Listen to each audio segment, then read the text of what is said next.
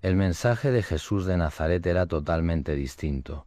No tenía nada que ver con la estructura eclesiástica, ni con esa, ni con ninguna religión. Entonces aquella grieta se fue haciendo cada vez más grande y llegó un momento en que dije, bueno, no tiene sentido. Sí, yo veía que las cosas no eran como las predicaban, que había muchísimos curas que vivían de otra manera distinta a la que ellos proclamaban en los púlpitos, que la Iglesia tenía un poder extraordinario, en fin, una serie de cosas que todos conocen.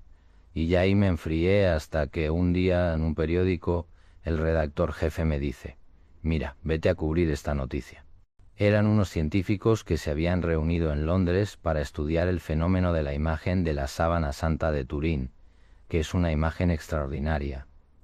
Y entonces los científicos, que no eran católicos, pensaron que iban a descubrir el truco en 24 horas, pero se llevaron la gran sorpresa de que era una imagen tridimensional que solamente ocupaba las fibras iniciales del lienzo.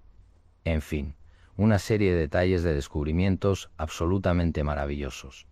Yo creía en el Maestro, no en la Iglesia, en él, y soñé despierto. Dije, cómo hubiera gustado estar con él, a ver qué hizo, qué dijo, porque ya no me fío de esta gente y de lo que me cuentan. Y a los pocos años, a partir de una entrevista que tuve con Jacobo Zabludovsky en México, a raíz de un libro sobre la sábana santa de Turín que se había mal enviado, hablé con tanto entusiasmo de Jesús de Nazaret que alguien que me estaba viendo me llamó por teléfono. Era un oficial de las Fuerzas Aéreas norteamericanas que estaba retirado en México y bueno, quiso hablar conmigo. Yo hablé con él varias veces y me pasó una información asombrosa que es la que ha dado lugar a los caballos de Troya. La vida de Jesús contada por dos pilotos norteamericanos que tuvieron la oportunidad, en un ensayo militar, de convivir con él durante toda su vida pública y la cuentan minuto a minuto con enorme detalle. Lo que hice fue contrastar, por ejemplo, todos los datos técnicos o muchos datos técnicos que aparecen en el libro, que son muy largos, muy prolijos y a veces incluso muy aburridos. Yo los contrasté hasta donde pude hacer, es decir, investigué todo lo que pude y verifiqué que no había errores. Incluso hay más de 30 inventos que no han salido todavía a la luz.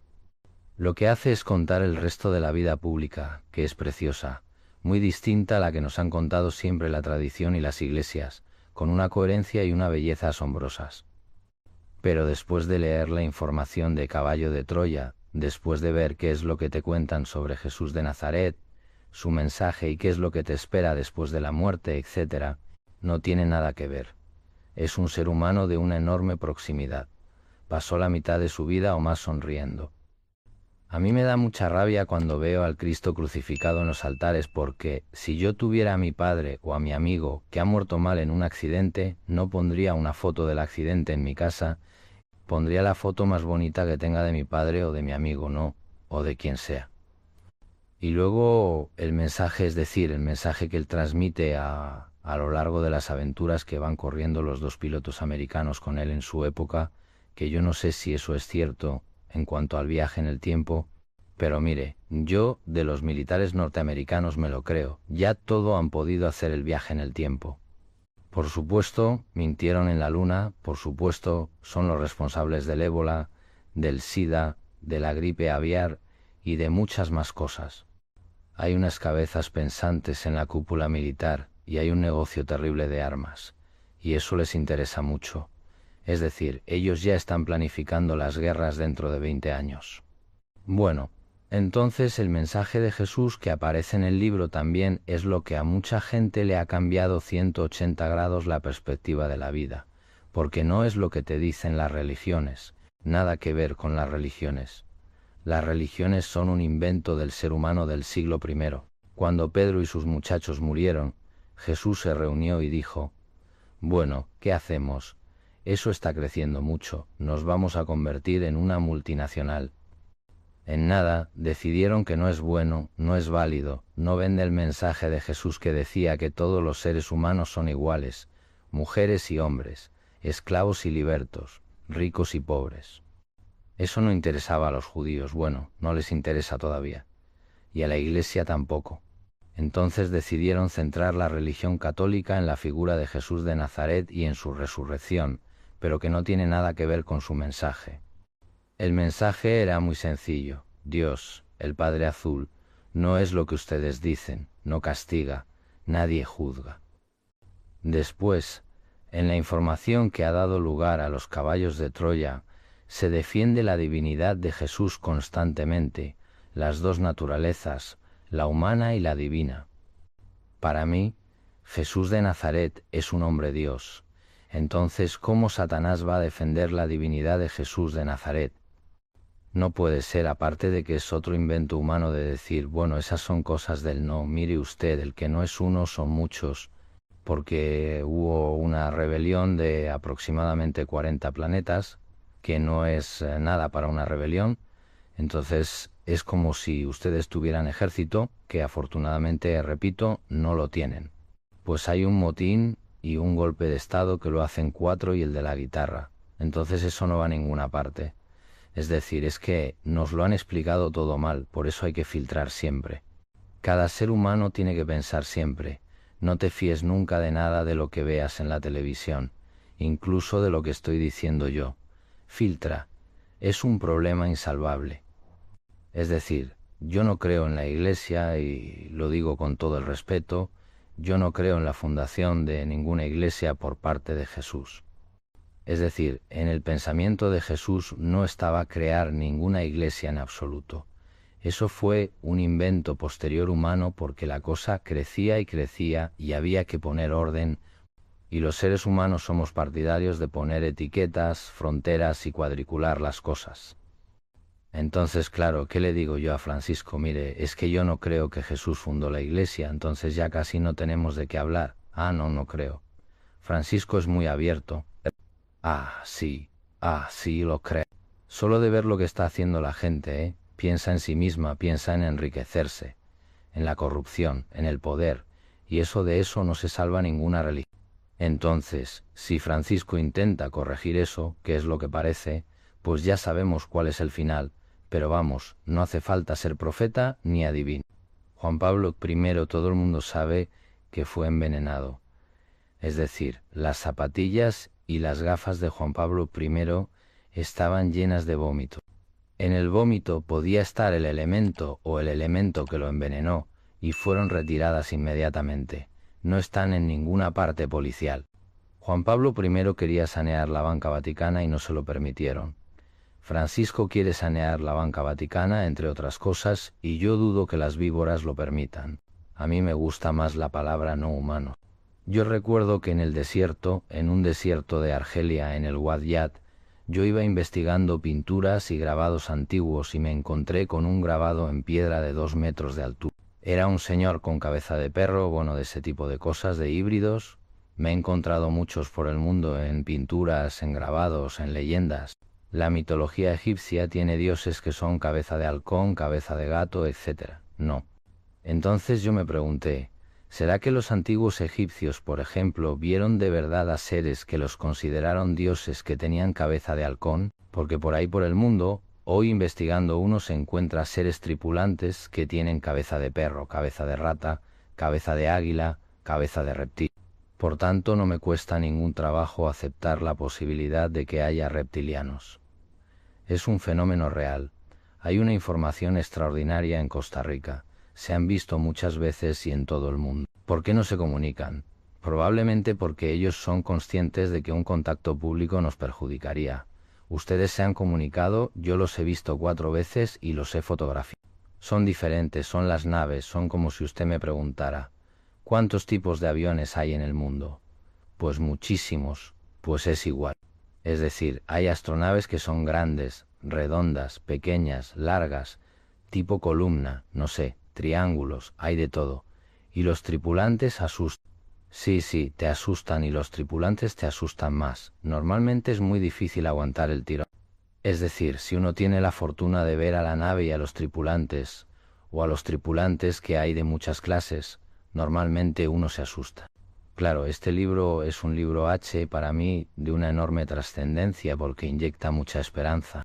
Hay mucha gente que le tiene miedo a la muerte natural y hay mucha gente que le cuesta superar la muerte de un ser querido. Le cuesta mucho. Entonces, Ese libro está un poco pensado, trabajado para este tipo de personas, para que sea un poco una ayuda, un bastón en el que apoyarse. Entonces, aunque yo no soy católico, yo soy absolutamente creyente en el buen Dios, en el Padre Azul, y yo antes de ponerme a escribir este libro, todos los días rezaba 2 veces a mi manera, claro, y le pedía ayuda, luz, fuerzas, que me echara una mano, una manita. Y bueno, pues yo por eso digo que el Padre Azul ha tenido la delicadeza y la deferencia de echarme una mano. Sucedieron cosas muy extrañas, pues de repente uno tiene una enorme duda sobre alguna investigación o un caso, y por el lado izquierdo o por el lado derecho aparece la solución. De repente mire, es que yo no creo en la casualidad. Hace mucho tiempo, yo creo que hay un orden maravilloso establecido por alguien superior que no comprendemos pero que está ahí y que todo el mundo está condenado a ser feliz.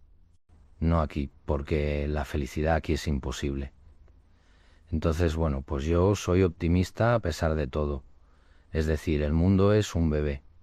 Mire, si usted compara la edad del planeta, que son 4.6 millones de años, con la edad del ser humano, que no pasa de 3 millones de años, eso significa que tenemos 4 minutos de vida. 4. Claro, a un bebé de 4 minutos de vida o de 1 hora, usted no le puede pedir demasiadas cosas, ni que hable inglés, ni que sepa de impuestos, ni que haga la declaración de la renta. Hay que darle tiempo, y yo creo que esto es lo que pasa con el mundo. Es decir, hay que darle tiempo, un poco de tiempo, hay que ir corrigiendo todo lo que se pueda, pero hay que dar tiempo. Este libro, estoy bien, empecé a trabajarlo, a investigarlo prácticamente sin querer en 1968 y ya continué todas las investigaciones, todo el tiempo, en todo el mundo porque me llamaron mucho la atención. Y hace como 2, 3 años, pues es como si alguien te toca en el hombro y te dice, ya es el momento de publicarlo. Entonces, yo había reunido como 1 casos, pero claro, 1 casos daban un libro enorme, y dejé 170. Hice un juego con el buen Dios, que es que yo pensé 300 casos que más o menos me parecían interesantes y los apunté en un papelito, cada uno lo metí en un tarro de cristal, los agité, y con la mano inocente, que en este caso fue la mía, lo siento, fue sacando 170 casos, y fueron los que aparecen ahí. Sí, yo he tenido especial cuidado en interrogar a los testigos por lo menos 2, 3 veces y dejando pasar un tiempo bastante considerable. Es decir, yo hablaba con el testigo hoy y dentro de 5 años volví a verlo y le decía, bueno, a ver, cuéntamelo otra vez. Entonces, claro, si el señor está inventando, no se sostiene la primera versión. Y bueno, pues en el caso de que fuera, por ejemplo, alguien que me envía una carta, pues yo lo que hago es dejar pasar el tiempo, la metía en la nevera y luego me iba a verlo, no a la persona, sin comentarle nada de la carta. Y yo la había guardado y le preguntaba de nuevo todo. Es decir, yo me encuentro con 1 millar de casos, probablemente en cada familia hay 1 millar de casos que tienen una gran solidez. ¿Por qué? Porque son temas muy íntimos que a la gente le cuesta sacarlos a la luz, salvo que esté hablando con una persona que le va a comprender. A mí, uno que me impactó mucho es el de la mujer y sus sueños. Los sueños pasan cosas muy interesantes. Hay una señora que tiene un sueño tal día como hoy y ve a su madre muerta, ya hacía tiempo que había fallecido, con una amiga también fallecida por la calle. Y entonces la madre no llega a reunirse con la chica, sino que desaparece. Al día siguiente tiene el mismo sueño. La misma calle, la misma vecina muerta, la abuela. No era la madre, la abuela, que en este caso sí se le acercan. Y entonces la chica le dice en el sueño, bueno, ¿por qué te marchaste ayer? No quería saludarte, le dice. Tenía que hablar con alguien muy importante de algo que te afecta, pero no se puede hacer nada. Bueno, eso fue.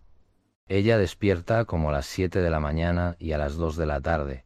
El hijo que tenía de 14 meses falleció de repente. A mí me dejó muy impactado porque no puede ser casualidad que tengas 2 sueños donde en el segundo te anuncian algo muy importante que lo que tiene que pasar, le dijo textualmente. Tiene que pasar. A mí, los testigos de esta investigación me cuentan que gente que se le aparece, los amigos o familiares, le dicen que hay un primer paso entre comillas, porque allí no hay tiempo, donde se necesita una especie de reconversión.